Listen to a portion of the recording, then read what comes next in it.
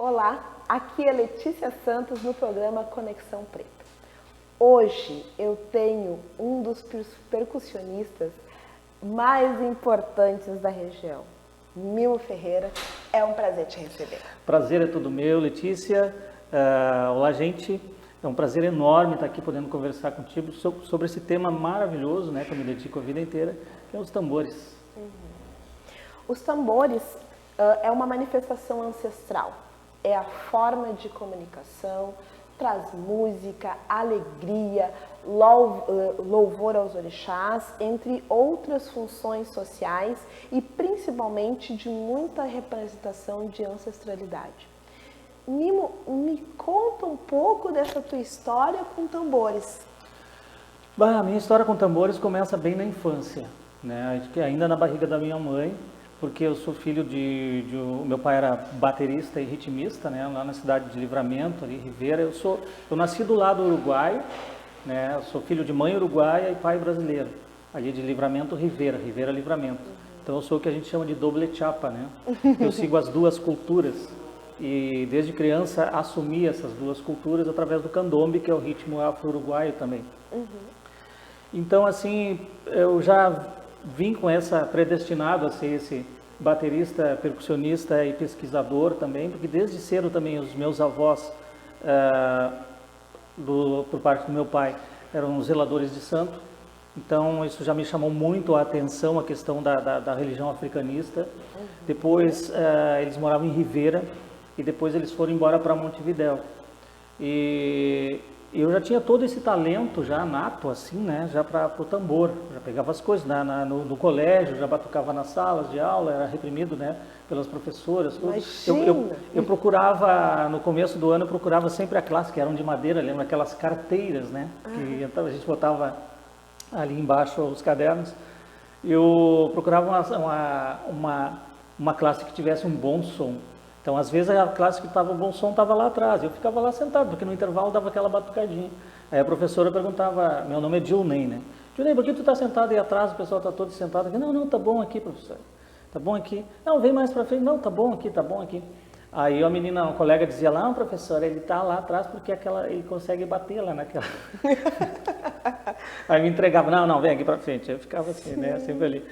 Desde muito cedo, então, esse apego aos tambores, sim, a questão também da religiosidade. O chamado dos tambores, né? Porque dentro da religião, eu não fui outorgado como alabê, mas eu tinha, assim, eu ia nas festas de batuque dos meus avós, tanto em Rivera como... Em Rivera eu era muito pequeno, mas depois já em Montevidéu eu fui visitá-los, já era adolescente, pré-adolescente e adolescente ali. E meu avô sempre me puxava para tocar. Meu pai não queria que eu me tornasse ela bem. Então, naquela época, como tu bem sabe, quem mandava eram os pais nas crianças. Quem decidia, né? Hoje em dia não é muito assim, né? As crianças mandam dos pais, mas naquela época estava tudo certo, né?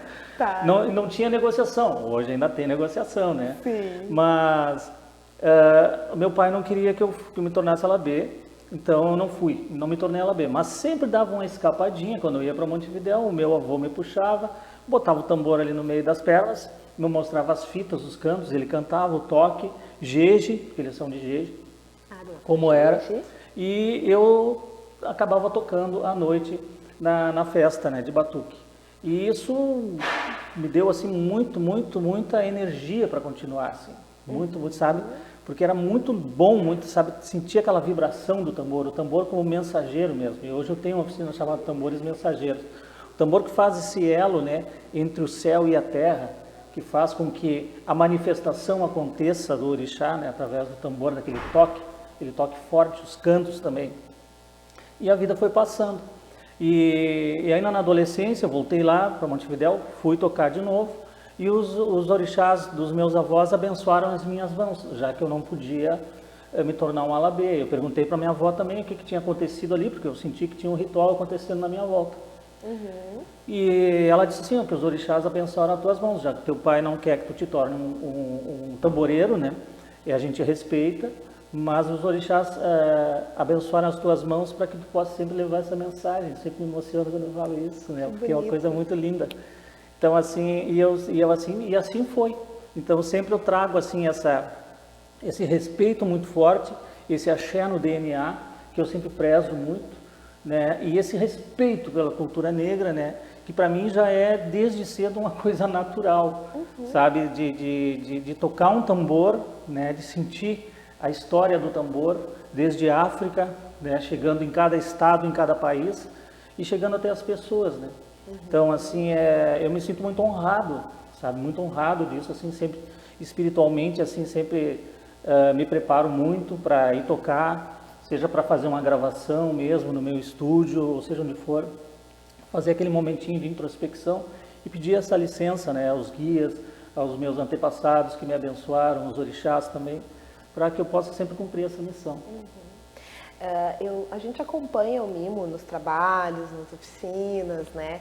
Eu sei que tu é produtor, que Sim. canta, que toca. O cantar eu me meto, né? Eu digo que eu não sou um cantor, eu sou um percussionista que canta. Compositor de músicas muito bonitas, inclusive, né? Tem uma que é o meu xodó. Sim. Dociabá, uma música para Oxum. A Dociabá, né? E assim, a gente sabe que tu tem uma trajetória muito bonita nesse sentido, né? De já ter feito diversos trabalhos, já de ter participado de grupos, né, de cultura afro, de tamboreiros, enfim. Conta um pouquinho pra gente essa trajetória, né, nos palcos. Sim. Então, assim, isso em 2008 eu cheguei em Porto Alegre. Já como baterista, meu pai também era baterista e eu toquei muitos carnavais com meu pai ali na adolescência. Eu fiz 6 anos de carnaval, isso me deu o carnaval é uma escola incrível para quem é músico, né? E também, o meu pai era ritmista. Naquela época eu tocava mais instrumentos de samba, o repinique, o surdo, a caixa. E aí quando eu cheguei em Porto Alegre, é que eu comecei verdadeiramente a me dedicar mais à percussão, né? Às congas, né? E aí já comecei eu conheci um amigo, se tornou um grande amigo, o Alejandro Maciotti, que era conterrâneo lá da cidade de Ribeira, mas eu não conhecia ele lá. E ele me chamou então para tocar candombe com ele nos festivais, né? Porque ele soube, né, que falaram para ele que eu tocava candombe, e eu fui. E nos tornamos grandes amigos até hoje, assim, era uma grande referência para mim.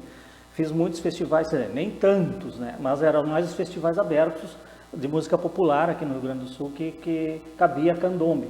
E aí eu comecei a tocar o candombe. Para quem não conhece candombe, candombe é o afro-uruguaio, é o ritmo nacional do Uruguai, é o ritmo negro do Uruguai.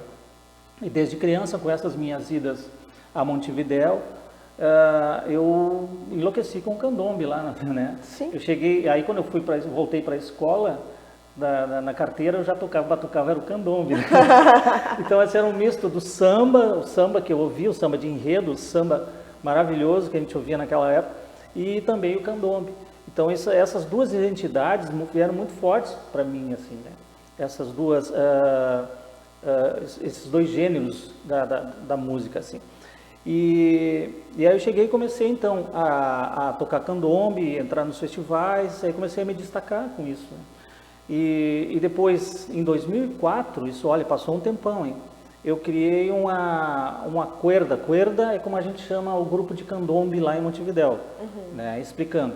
O candombe é composto por 3 tambores. O piano, que é o mais grave, o repique, que é o solista, e o tambor chico, né? O chico, falando em português, chico, que é o pequeno, né? Que é o reloginho. E o que fica sempre com a mesma célula. Que marca o ritmo. É o que tem que segurar o ritmo ali. Então, em 2004 nós trouxemos, eu me juntei com o Alejandro, esse amigo, e mais o Leandro Maia, e nós encomendamos uma cuerda de tambores para tocarmos em Porto Alegre. E aí foi um sucesso, porque quando esses tambores, a gente foi buscar esses tambores lá, em Ribeira, quando eu cheguei, o cenário se abriu, assim, eu já conheci mais gente ali, começaram a saber que eu estava com os tambores, e chegar ali eu conheci um montevideano chamado Alejandro Vijano, que é um grande luthier de lá também, e nós fomos para Redenção tocar, né? Para Redenção tocar, aí juntou mais gente, eram 11 tambores, passamos 2 anos tocando candombe na Redenção, e isso criou uma egrégora muito forte na cidade. Né, do candombe, assim, era uma referência mesmo. Nós tocávamos, a gente atravessava por dentro da Redenção lá, né? Quem conhece ali a Redenção, o Largo da Redenção, fazíamos ali da URGS até lá o quartel, atravessando, a gente tocava bastante no mesmo lugar e seguimos depois em cortejo até lá. E foram 2 anos, né? Então, assim, depois os nossos trabalhos, nossas agendas não deram certo e a gente acabou dispersando. Mas ficou isso na cidade, muito forte. E aí também me chamavam para gravar o candombe, né? Para tocar em shows também.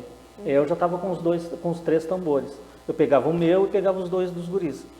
E aí, para minha surpresa, mais tarde eu descobri que aonde a gente tocava, na Redenção, né, hoje conhecido como Redenção, que na antiguidade era o Campo da Várzea, ali acontecia um ritual de negros fugidos, sabe, e outros libertos, que se chamava Candombe da Mãe Rita. Tá, porque é uma região de territórios negros, né? E nós estamos reativando essa energia ali. Então a cidade acolheu muito isso de volta. Sim. Tanto que depois a gente ficou um tempão sem tocar, já cada um pro seu lado, e as pessoas me encontravam, e o candombe na rua, e o candombe na rua, e eu, cara, não tá dando, né? Não temos mais tempo. E era o candombe da Mãe Rita, né? Então, e depois eu resolvi, então, reativar essa cuerda, e eu morava ali na 24 de Maio, quase esquina com a Havaí, ali fronteira do centro com a Cidade Baixa, e aí convidei 2 amigos, um uruguaio e um colombiano, que gostava muito do candombe, e a gente começou a ensaiar na esquina, numa pracinha que existe ainda na esquina da Havaí com a 24 de Maio. Né? E eis que passa um amigo, né? Nós ensaiando lá, diz assim, candombe da Mãe Rita, diz ele, eu assim, sim, mas o que tem a ver o candombe da Mãe Rita? E ele assim, tu sabia que passava por aqui o candombe da Mãe Rita? A Havaí era um dos trajetos deles, do candombe da Mãe Rita. Sim, vocês reviveram uma tradição cultural de Porto Alegre. Simplesmente levados a isso, não foi nada premeditado, né? Então isso é coisa muito legal de conexão mesmo, né? É aquilo que eu estava falando, sabe? De tu cumprir a tua missão. Quando me dei por conta, meu Deus, né? Fiquei muito maravilhado com aquilo. Depois fomos para o Largo Zumbi, que é um território negro também ali. Tocamos por muito tempo ali. Né? E aí eu batizei essa cuerda de La Uruleira, que é uma brincadeira, um trava-língua com uruguaia e brasileira. Né? Sim, Uruleira. E depois também eu passei 2 anos viajando pelo Brasil com o nosso grupo Alabeoni, né, fazendo shows pelo Brasil inteiro. Foi um momento incrível, assim, que nós levamos os tambores negros do Rio Grande do Sul para contar a história do povo negro aqui do Rio Grande do Sul e a contribuição na cultura e na sociedade gaúcha, na construção, né, da cultura gaúcha, que hoje temos muito forte isso, e que foi apagado. E aí não deu, né, para continuar com a cuerda. Mas hoje eu estou muito feliz porque Porto Alegre tem 3 cuerdas de candombe lá. Tem a Tambor Tambora, tem a Candombe Poa e tem uma outra que é praticamente pessoas dessas 2, que é a Braça Luneira, que eles pegaram bem o nome, como seria como Brasa Luneira, né? Braça Luneira. Sim. Então assim, eu estou muito feliz assim, porque realmente foi uma semente plantada lá e que hoje está germinando, né? Com todo esse movimento. E o candombe, ele é de Porto Alegre também. Sim. Então, assim, o candombe é uruguaio, mas ele já ganhou o mundo. Existe candombe em muitos países do mundo, vou dizer todos, né? E ali em Porto Alegre, com esse evento aí do candombe da Mãe Rita, essa semente ancestral lá, então hoje ela está muito forte. Né? Então, assim, realmente o candombe ele faz parte, sim, da cultura gaúcha, né? Porque ele esteve por aqui. Bagé também, sabe? Eu tenho uma ligação com Bagé, com uma cuerda que existe lá, que se chama Grijos Candombeiros, que a gente ajudou eles a levar os tambores para lá. Eu fiz toda a conexão com Montevidéu para eles comprarem, tudo né? E hoje eles estão fortes lá. Pelotas também agora tem lá um pessoal do candombe, né? E então, assim, isso é muito lindo tu ver, assim, essa sonoridade, essa cultura uruguaia chegando mais a nós, porque eu sempre pensei assim, sabe?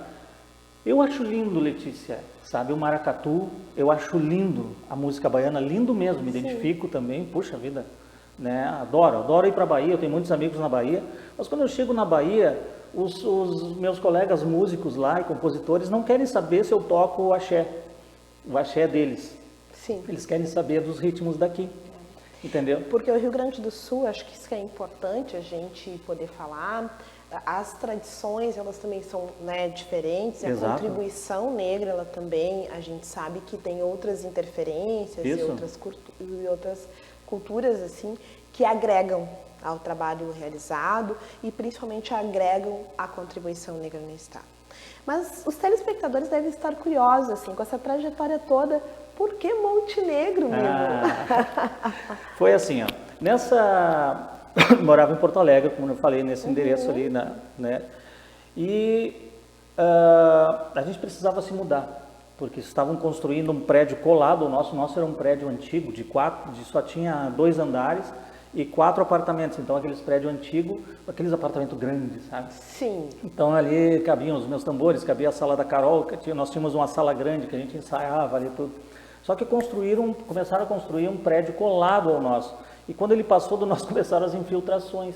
E eis que veio uma enxurrada, uma chuvarada, e eu acordo de madrugada pingando do meu lado, assim, né, na cama, né? Eu, tá chovendo. Aí corri na minha sala e estava chovendo literalmente dentro em cima do meu equipamento, meus tambores.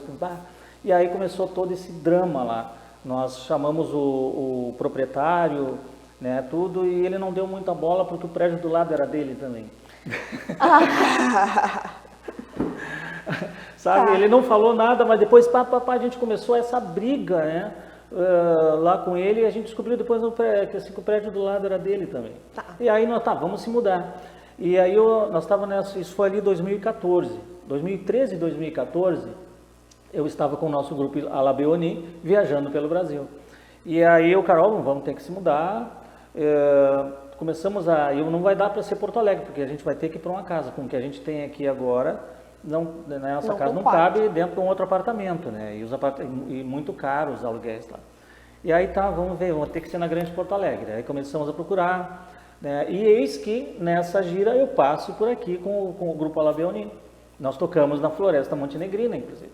E o técnico do Sesc nessa época era o Matheus Araújo. Aí eu falei pro Matheus, né, como é que é morar aqui, cara? É bom? Não, uma cidadezinha boa, mesmo, é bem legal. Né? E eu assim, porque eu preciso me mudar, a gente precisa se mudar lá de Porto Alegre. E o que tu acha aqui, cara? Tu acha que é legal? Cara, é bem pertinho de Porto Alegre, tem gente que trabalha lá diariamente, vai e volta. E é só não morar na zona de enchente, né? E tu vai estar tranquilo, é uma cidade tranquila. Aí eu falei pra Carol, será? E numa dessas que nós tínhamos intervalos, aí dos intervalos dessa turnê, a gente pegou o carro de um amigo e viemos aqui olhar, né? Aí começamos a procurar e achamos essa casa que a gente mora hoje aqui, né? Então assim, aí eu vim morar em Montenegro, trouxe meus tambores para cá também, né? Em 2018 eu criei um projeto muito bacana aqui, que se chama o Bloco Multicultural Ibiraiaras, que tu acompanhou. A Letícia acompanhou, é parceira, a Floresta Montenegrina é parceira dos Ibiraiaras, né? É com onde muito assim gosto. Com muito gosto. Isso, é onde os Ibiraiaras, para quem não sabe, foram os indígenas que habitavam essa região antes da chegada dos alemães. E como você sabe, quando chegam os colonizadores, arrasam com tudo, né? Terra arrasada para construir tudo. Aí dizimaram os indígenas. Eu procurei a história desses indígenas, dessa etnia. Existe até um município chamado Ibiraiaras, né? E não tem muito a história aqui deles. Aqui fui nos museus, aqui não tem, né? Isso foi apagado também. Então, assim, quando eu criei o Bloco Ibiraiaras, é uma homenagem ao bloco, a esses indígenas. Convidei alguns amigos para fazer parte e nós começamos a ensaiar na Floresta Montenegrina, uma sociedade negra acolhendo os indígenas, né? Por assim dizer, né? Sim. Então foram duas culturas que também foram apagadas, uma dando as mãos, né? Dando as mãos um para o outro, né? Então isso para mim foi bastante significativo. E aí, em virtude da pandemia, tu sabe, né? A gente teve que parar. Todos paramos. Faleceu o nosso guitarrista também, o nosso saudoso Jorge Veloso, faleceu, né? Então nós estávamos bem fortes, fizemos 2 carnavais aqui, estávamos prontos assim para continuar, já tinha projetos, já tinha parcerias também, né? Projeto para transformar o Ibiraiaras num projeto social, para sabe, incluir não só crianças, mas crianças e o pessoal da melhor idade também, para conviverem juntos, porque eu acho importante isso, sabe? Até para te trabalhar a questão da educação muito mesmo, assim, sabe, com os mais velhos, juntar essas, né, as crianças e os mais velhos. Vincular, né? Poder desenvolver sentimento de empatia, de cuidado, exatamente, de atenção. Né, o humanismo, né, que hoje assim está faltando muito na nossa volta muitas vezes, assim. Tá. E assim, Mimo, eu gostaria que tu contasse assim sobre os projetos atuais, né? O que está acontecendo, o que vocês estão fazendo? Sim. Os tambores estão tocando para que lado? Sim, na verdade com a pandemia a gente teve que parar de fazer os shows, né? Todo mundo teve que parar. Vocês sabem que a parte da cultura, principalmente da música, sofreu não muito. Só da música, a música, o teatro, tudo envolvendo a arte presencial, foi a mais abalada de todas. E realmente foi a última a voltar, né? Que já voltaram o comércio, voltaram as empresas, voltaram tudo depois que liberaram a música, e ainda está naquele limbo, né? Ainda existe um limbo ainda. Mas eu não parei de produzir, né? Produzir coisas em casa. Eu também tenho o meu projeto solo, que chama-se Axé no DNA, né? No qual eu comecei a elaborar melhor ele. E o projeto com a Caroline Caramão, que é minha companheira também, nós estamos compondo músicas novas para dar continuidade a esse trabalho, Pontos, Rezas e Milongas, que foi um disco muito aclamado, assim, aclamado pela crítica e pelo público, né? Isso para nós foi uma coroação, assim, foi, né? E inclusive a Carolina ganhou uma premiação nesse... Sim, nós concorremos a 7 prêmios açorianos, que é a maior premiação de música aqui do Rio Grande do Sul, mas quem ganhou foi o Pedrinho Figueiredo, produtor do CD, né? Pedrinho Figueiredo, como o melhor produtor do ano, que para nós também é meu Deus do céu, né? É um luxo. Puxa vida, foram 2 anos pensando esse CD, a 3 cabeças, como eu digo assim, nós 3, para que realmente quando esse CD chegasse nas pessoas, tocasse o coração das pessoas. Tá. E até hoje, Letícia, a gente ouve os feedbacks das pessoas nos ligando emocionadas. Crianças que dormem ouvindo Doce Iabá, crianças que cantam Pretas da Guiné. Nós fizemos um show onde tinha um menino, que ele tinha 6 ou 7 anos, ele cantava todas. Ele disse assim, a mãe dele disse, ele vai cantar, ele canta todas, ele sabe todas as músicas. E a gente vê na gravação, depois ele cantando, din, din, batei na porta, din, din, vai ver. Eu sou suspeita, sou suspeita para falar nisso. E aí agora esse ano também, aí com o trabalho com a Alabeoni, né, com o nosso grupo, nós não paramos, continuamos no trabalho virtual, participamos de alguns editais emergenciais, conseguimos a aprovação e realizamos 2 projetos. Nós realizamos um projeto, que foi o Tambores, né, a comemoração dos 10 anos do Alabeoni. Tá. O projeto anterior foi antes da pandemia, mas eles estavam quase juntos, porque foi o Berço do Batuque, né, uma homenagem que nós fizemos ao mestre Borel, um dos maiores babalorixás aqui do Rio Grande do Sul, ligados à questão dos cantos ancestrais em Urubá da nação Oió-Ijexá. Então nós fizemos um disco em homenagem a ele, eu fiz a direção musical desse disco, e o Pingo Borel, que é nosso colega de grupo, né, fez a seleção desses grupos, e nós gravamos, e era uma homenagem também ao povo de terreiro aqui no Rio Grande do Sul. Também foi muito bem recebido. E depois nós viemos com Tambores, 10 anos, né, do Alabeoni, que nós abrimos as comemorações dos 10 anos, que é esse ano que nós estamos comemorando. Esse ano nós estamos comemorando 10 anos. E aí fizemos várias lives, fizemos uma série, uma websérie, os 6 primeiros vídeos da websérie são dirigidos por mim, em parceria com o Coletivo Catarse, lá de Porto Alegre. O segundo vídeo que a gente chama, o primeiro chama-se Alabem, os primeiros 6 chama-se Alabem Brasileiro, porque são vídeos que nós fizemos, imagens da nossa viagem pelo Brasil, encontrando com os mestres, com os griots, com os mestres da cultura popular, sabe, com pesquisadores. Então foi lindo demais, assim, essa viagem. A gente cansou pra caramba, mas assim, a gente ainda tem muita coisa que não couberam dentro dessa websérie. E os outros vídeos foram produzidos pelo Tuti Rodrigues, né, que o Tuti é o nosso colega também do Alabeoni, que ele entrou na segunda fase. Então nada melhor do que a pessoa que entrou na segunda fase para falar né, contar do Alabê, que a gente chamou de Alabê porto-alegrense, né? Tá. Que aí já é a trajetória negra no Rio, na cidade de Porto Alegre. E agora a gente está relançando esses vídeos, né, no Instagram. Então, assim, acompanhem o Instagram do Alabê Oni, escreve tudo junto. A gente vai colocar aqui embaixo para vocês poderem acompanhar. Que ali a gente está recontando essa história, ou seja, postando ali os vídeos de novo da série, né, para que as pessoas possam ver assim a preciosidade que foi isso, sabe? Para nós, assim, mudou muito as nossas vidas. E é isso, Letícia, né? Construindo, e eu fiquei fazendo... sabendo que tem uma oficina aí pelos próximos dias, é verdade? Vai ter onde? Uma oficina. E aí, exatamente, agora esse ano, eu já disse assim, o ano passado, final do ano passado, o ano que vem eu vou voltar com as oficinas, não aguento mais, né? Eu dava oficina, muita oficina, assim, além do nosso grupo, do Alabê Oni, que a gente viajava dando oficinas também, eu tinha as minhas oficinas. Então, eu estava sempre na estrada, isso me fez muita falta. Na pandemia, eu criei as lives percussivas, né? E as pessoas me pediam muito oficinas ou curso. Aí eu criei um curso online chamado para iniciantes. Fiz um curso para iniciantes.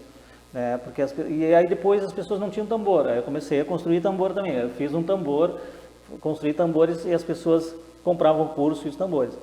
E aí agora, nesse segundo semestre, eu volto a dar essas oficinas, né?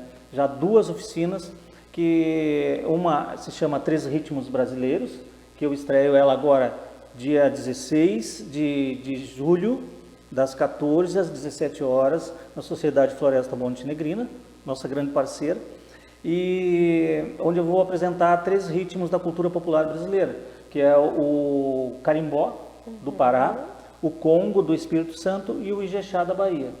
O ijexá da Bahia é o mais conhecido de todos, mas o carimbó e o congo são ritmos muito, muito fortes, bons de tocar, de dançar, sabe? E eu trouxe. E aí depois tem o outro curso, que é um curso, na verdade esse é um curso chamado Tambores Mensageiros, que eu preparei para ser presencial e o ano passado eu acabei fazendo ele virtual, preparando uns professores da escola Toque lá de Santa Maria, né? O pessoal até ligado à universidade, e eu dei essas aulas para eles online. E aí esse ano eu pensei assim, vou transformar numa oficina também. E aí essa oficina então chama Tambores Mensageiros, Ritmos Afro-Gaúchos, onde eu vou contar rapidamente assim um pouco da história desses tambores, a mensagem que eles trazem, fazer as pessoas tocarem esses ritmos, né? Tá. Então é dia 16, 3 ritmos brasileiros aqui, em Montenegro. Depois dia 23 de julho em Porto Alegre, na Casa de Cultura Mário Quintana, 3 ritmos brasileiros. E dia 6 de agosto, lá em Porto Alegre também, na Casa de Cultura Mário Quintana, o Tambores Mensageiros. Mas ainda, eu acho que é importante a gente poder falar sobre a questão da branquitude crítica, né? Sim. Que é a participação das pessoas brancas nas pautas pretas e que a gente tem visto cada vez mais o crescimento. E tu é um expoente nesse sentido, né? Porque a gente sabe que a pauta negra ela precisa ser discutida por todos. Como é que tu vê essa questão do homem branco, né, que tem toda essa trajetória de ancestralidade e um representante da cultura negra dos tambores? Como é que tu te vê? Sim, sim. Olha, sempre foi muito tranquilo isso para mim. Eu tive um momento assim de crise, né, com isso, assim, de me olhar. A gente passou por uns momentos de crise. Eu acho que todo artista passa por momentos de crise, assim, sabe?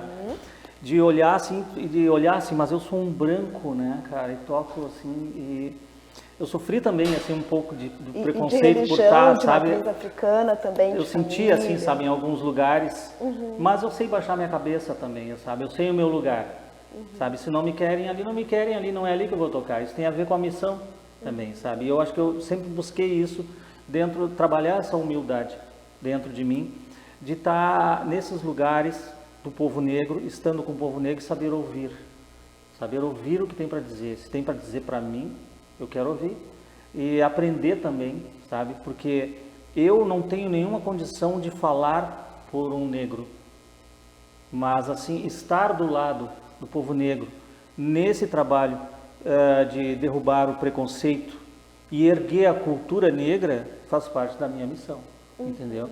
Erguer a cultura negra, porque foi um contrato que eu assinei lá atrás, entendeu? Com os orixás. Então, assim, hoje eu não sofro mais com isso, eu não entro mais em crise por causa disso, Tá. sabe? Porque é só sentar a mão no tambor e tudo vem, né?